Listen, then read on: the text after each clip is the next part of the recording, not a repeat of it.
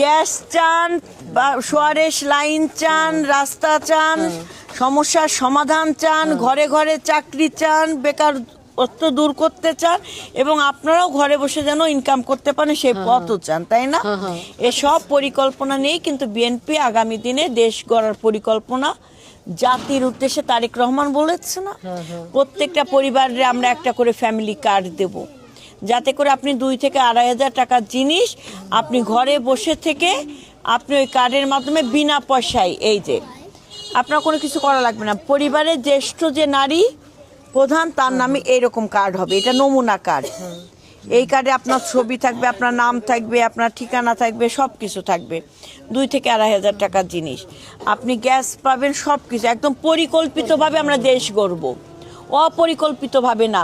ওই যে নসরুল হামিদ বিপু সাহেব যেভাবে গ্যাস কি খনিজ এবং জ্বালানি মন্ত্রী হলো কিন্তু কেরানীগঞ্জে গ্যাস নাই, বুঝছে না? 17 বছরের রাস্তা না, যে রাস্তা দিয়ে হেঁটে আসলাম, এটা খুবই দুঃখজনক। তো আমরা পরিকল্পিত নগরায়ণ তৈরি করব এবং আপনারা 17 বছর আমাদের দেখেছেন, আপনাদের কাছে আসছি পূজার সামগ্রী নিয়ে, শীতের বস্ত্র নিয়ে আসতে না, তারা কি আসে নাই?